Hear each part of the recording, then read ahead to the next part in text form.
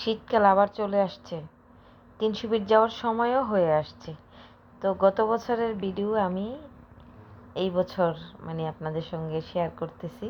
৩০০ fit যাওয়ার সময় তো আবার চলে আসছে। কতবার যে যায়, আসলে যতবার যাই ততবার ভিডিও দেই না, কিছু কিছু রেখে দেই। তো এটা গত বছরের ভিডিও, ডিসেম্বরের মেবি। তো আজকে সেই ভিডিওটাই আপনাদের সঙ্গে আমি শেয়ার করব। কি করেছি, কি খেয়েছি সেটাই দেখবেন। আশা রাখছি ভালো লাগবে। তো আসসালামু আলাইকুম, কেমন আছেন সবাই? আশা রাখছি আলহামদুলিল্লাহ অনেক ভালো আছেন, আমিও আপনাদের দয়ায় ভালো আছি। তো আমাদের যত রাত বাড়ে শীতের দিনে ততই মনে চায় যে একটু বাইরে বের হই। তো ওই দিন রাত 12টার পরে বের হয়েছি আমরা ৩০০ ফিটে চাপটি পিঠা খেতে যাওয়ার জন্য। আসলে বেসিক্যালি স্বাস্থ্যসম্মত দিক দিক থেকে আমি অতটা পছন্দ করি না, তারপরও সবাই খায়, আমিও খাওয়ার চেষ্টা করি, ভালোই লাগে। কিন্তু কিছু কিছু জিনিস দেখলাম আমার অতটা ভালো লাগে নাই। তারপরও এই বছর একটু চেষ্টা করব, জাস্ট ঘুরবো। তো হাঁসের মাংস, চিতই পিঠা এখানে হয়, চাপটি পিঠা হয়, সব কিছু হয়। তো আমাদের জন্য চাপটি গোলানো হচ্ছে, কিছুই দিল না। আর আমি যে চাপটি বানাইতে পারি ভাই আলহামদুলিল্লাহ, আমার চাপটি একবার খেলে বলবেন যে আপু আপনি একটা রেস্টুরেন্ট দেন, চাপটি রেস্টুরেন্ট দেন। তো যাই হোক, আমার ভাগ্যে যদি থাকে আমি অবশ্যই একটা রেস্টুরেন্ট দিব, দোয়া করবেন আপনারা। আমার মনে সবচেয়ে বড় এখন একটা ইচ্ছা, আমি যেন একটা রেস্টুরেন্ট দিতে পারি, সেটা হবে বাংলা আইটেমের খাবার।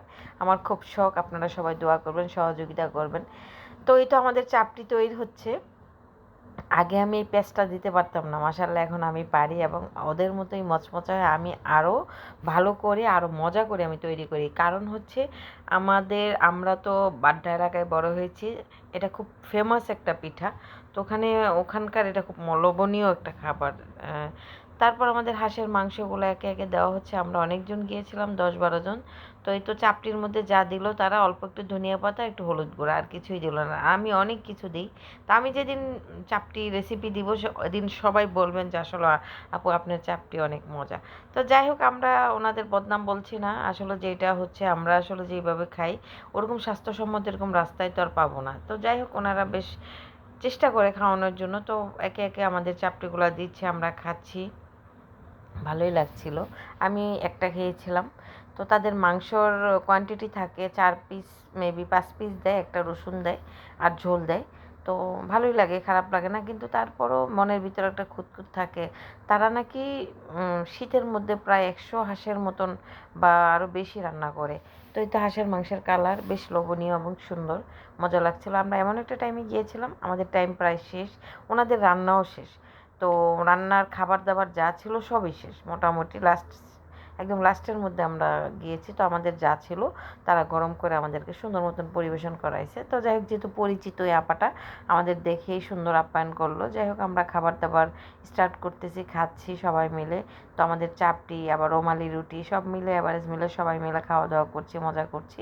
তো আমরা খাওয়া দাওয়া শেষ করে রাত ১২টা-১টার দিকে আবার বাসায় ব্যাক করবো, এই প্রিপারেশন চলতেছে। তো আব্বার সঙ্গে বিদায় আদায় নিয়ে আমরা বাসার উদ্দেশ্যে রওনা দিলাম। তো আমার ভিডিওটা আজকে আপনাদের কাছে কেমন লাগলো কমেন্ট করে জানাবেন, ভালো লাগলে লাইক দিবেন, শেয়ার করবেন। রাতের সিনারিটা একটু আপনাদেরকে আমি দেখাইলাম কেমন, একদম নীরব হয়ে যাচ্ছে আস্তে ধীরে।